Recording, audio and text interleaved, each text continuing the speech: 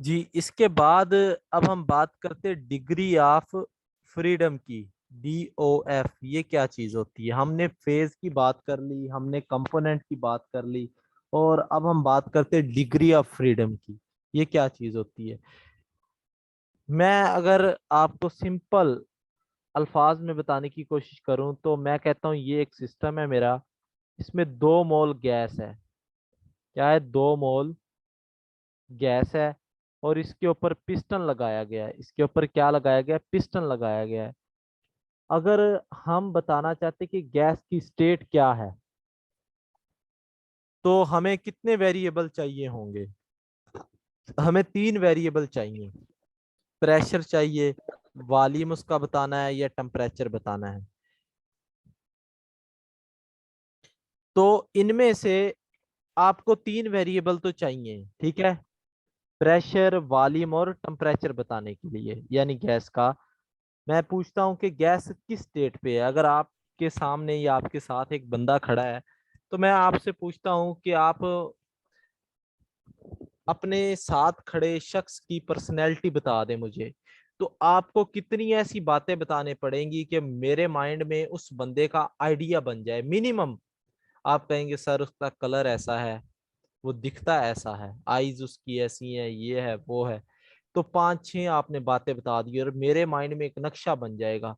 आपने ये नहीं बताया कि उसके 2 हाथ हैं, 2 टांगे हैं उसकी, और एक नाक है, 2 उसके कान है। तो ये चीजें आपको बताने की जरूरत ही नहीं थी, क्योंकि ये अंडरस्टूड बात है कि उसकी ये सारी चीजें एग्जिस्ट कर रही होंगी अगर कोई उसमें डिसेबिलिटी नहीं है।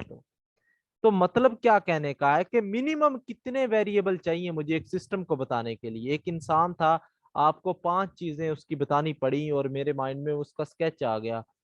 तो एक सिस्टम है, आप उसकी कितनी चीजें बताएंगे कि मेरे माइंड में उसका आइडिया आ जाए? तो अब आप मुझे प्रेशर और टेम्परेचर बता दें, वॉल्यूम ना बताएं, मैं वॉल्यूम खुद से निकाल लूंगा। कैसे?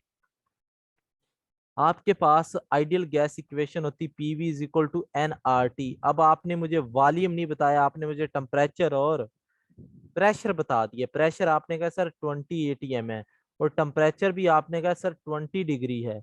और एन आपको पता है, नंबर ऑफ मोल्स, वो तो फिक्स होते। क्लोज सिस्टम है तो नंबर ऑफ मोल्स कांस्टेंट होते। 2 मोल हमने पहले फिक्स कर लिए थे, वो चेंज नहीं होते। और आर आपको पता है कांस्टेंट होता है, जनरल गैस कांस्टेंट होता है। तो आप वॉल्यूम फाइंड करना चाहते हैं, तो वॉल्यूम को एक साइड पे रखेंगे सर आप, NRT/P कर देंगे। तो अब यहां पर आप वैल्यू पुट कर दे। N 1 था, R मैं कहता हूँ 1 है, लेट्स सपोज R की वैल्यू भी 1 ले लेते हैं। 20 टेम्परेचर है और 20 प्रेशर है, तो आंसर विल बी 1। तो वॉल्यूम इसका 1 ml है। आप बता सकेंगे? तो मतलब अगर आप वॉल्यूम मुझे नहीं बता रहे, तो 2 वेरिएबल आपने बता दिए, तो मैं तीसरा खुद से निकाल लूंगा। इट मीन्स वॉल्यूम बताने की जरूरत नहीं है मुझे, आप प्रेशर और टेम्परेचर बता दें। तो किसी सिस्टम को एक्सप्लेन करने के लिए गैस सिस्टम को 2 वेरिएबल चाहिए। या आप मुझे प्रेशर भी ना बताएं, वॉल्यूम बता दे और टेम्परेचर बता दे, प्रेशर मैं आपको बता दूंगा। आप मुझे टेम्परेचर ना बताएं, आप मुझे प्रेशर और वॉल्यूम बता दें, मैं टेम्परेचर आपको बता दूंगा। तो किसी सिस्टम को कितने वेरिएबल लगेंगे कि उसको आप एक्सप्लेन कर दें? लेकिन कंडीशन है minimum number of variables required to explain a system is called its degree of freedom। I think आपके माइंड में बड़ा अच्छा कॉन्सेप्ट आ गया होगा डिग्री ऑफ फ्रीडम का, कि डिग्री ऑफ फ्रीडम क्या होती है। कि किसी सिस्टम को एक्सप्लेन करना है, उसको एक्सप्लेन करने के लिए कितने वेरिएबल की जरूरत है, उसको डिग्री ऑफ फ्रीडम कहा जाता है।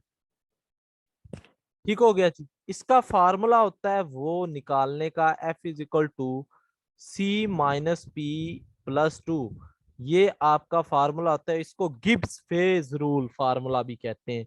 और ये कंपोनेंट होते हैं। बस ये हम यहाँ पर लेक्चर एंड कर देंगे, ज्यादा बातें आपको समझने की जरूरत नहीं है। ये फेज पढ़ें आप इसको मजीद BS बाल की बुक से। और एक चैप्टर और है, शॉर्ट चैप्टर है कैटालिस्ट का, उसके 2 लेक्चर हैं, वो मैं आपको सेंड करता हूँ, वो भी आप लोग उसको भी देखें। और ये जो है आपका, ये गिब्स फेज रूल से ये आ जाता है, ठीक है। अब अगर आपके पास कंपोनेंट एक है, मैं कहता हूं फॉर वन कंपोनेंट सिस्टम, कि आपके पास एक कंपोनेंट है, फॉर वन कंपोनेंट सिस्टम आपको कितने वेरिएबल चाहिए होंगे बताने के लिए, तो वो अभी हम देखते हैं। फॉर वन कंपोनेंट सिस्टम आपको कितने वेरिएबल चाहिए। F is equal to, component इसके वन हो गए, ठीक है, और हम कह देते हैं कि इसका फेज भी वन है, इसका फेज भी क्या है, वन है, तो +2 करेंगे तो आंसर विल बी 2। ये इससे कैंसिल हो जाएगा, आंसर आपका 2 आ जाएगा। तो आपको दो वेरिएबल बताने की जरूरत है एक कंपोनेंट सिस्टम के लिए। अगर मैं कहता हूं दो कंपोनेंट सिस्टम है आपके पास, फॉर टू कंपोनेंट सिस्टम, तो मैं यहाँ कहता हूँ फेज भी उसके दो हैं, और कंपोनेंट, या सॉरी फॉर, हम कहते हैं कि फॉर टू फेज सिस्टम, दो फेज सिस्टम के लिए फार्मूला क्या होगा, जबकि कंपोनेंट उसका एक है, तो आपके पास फार्मूला होता है F is equal to C minus P plus two. Component one है, फेज टू है, और +2 ऐड हो जाएगा तो आंसर विल बी 1। आपको यहाँ पर एक वेरिएबल ही एक्सप्लेन करने की जरूरत है। और मैं आपसे कहता हूँ फॉर थ्री फेज, तीन फेज हैं, लिक्विड सॉलिड और गैस एक साथ, तो यहाँ पर याद रखे कंपोनेंट तो वन होता है, आपने भी पढ़ा है, वाटर एक ही होगा। तो एफ यहाँ पर कितना हो जाएगा, F is equal to C minus P plus two. Component यहाँ पर कितने हैं, वन, और फेज कितने हैं यहाँ पर, तीन, और +2, तो आंसर विल बी 0। यहाँ पर आपको किसी वेरिएबल को बताने की जरूरत नहीं है। जो ट्रिपल पॉइंट होता है इस पे ये चीज एग्जिस्ट करती है, और ट्रिपल पॉइंट पर हर चीज फिक्स होती है। वो आपको बताने की जरूरत ही नहीं है कि तीन फेज हैं, वो किस पर एग्जिस्ट करेंगे, वो ट्रिपल पॉइंट पर एग्जिस्ट करेंगे, वहां पर आपको वेरिएबल बताने की जरूरत ही नहीं है। अब यहाँ पर आपने एक बात नोट की होगी कि आपने कंपोनेंट वन ही रखे थे, तो फेज बढ़ाने से क्या हो रहा था, डिग्री ऑफ फ्रीडम कम होती जा रही थी।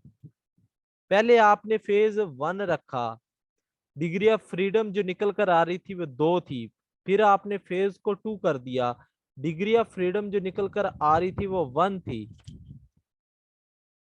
वो क्या थी, वन थी।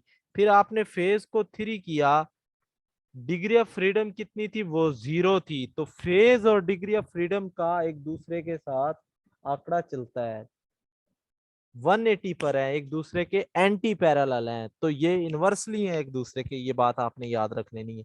और अगर आपसे पूछते कि for P maximum degree of freedom कितनी होगी, मैक्सिमम फेज चाहिए आपको, तो मैक्सिमम फेज कितने हो सकते हैं, तीन हो सकते हैं, ये तो आपको पता है।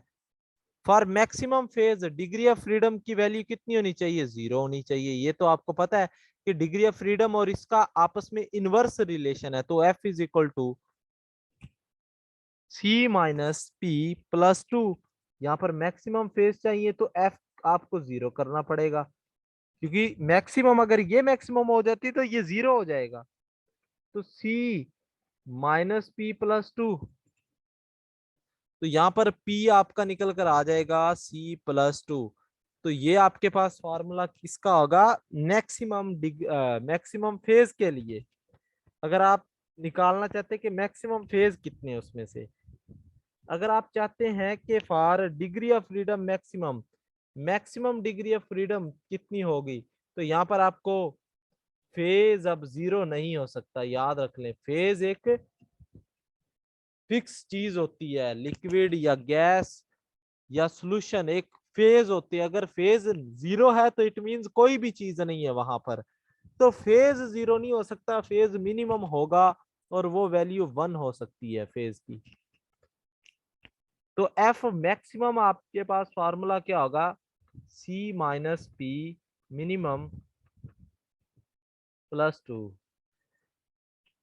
तो component -1 +2, answer will be C+1। तो फॉर मैक्सिमम ये फार्मूला आपके पास निकल कर आ जाएगा, ठीक है। तो ये हमने बात कर ली डिग्री ऑफ फ्रीडम की, फेज की और कंपोनेंट की और degree of freedom for single, double और ट्रिपल फेज के लिए क्या होगी। ठीक है, ये चीजें हमने देख ली हैं। तो इतना ही नॉलेज फेज रूल का आपके लिए काफी है। बाकी मजीद आप इसको पढ़ें BS भाल की बुक से। और मैं आपको एक चैप्टर सेंड करता हूँ कैटलिस्ट का, उसकी 2 वीडियोस हैं, वो लाजमी आप देखें। कोई भी सवाल अगर आपने पूछना है तो वो आप लोग पूछ सकते हैं जी। Any question?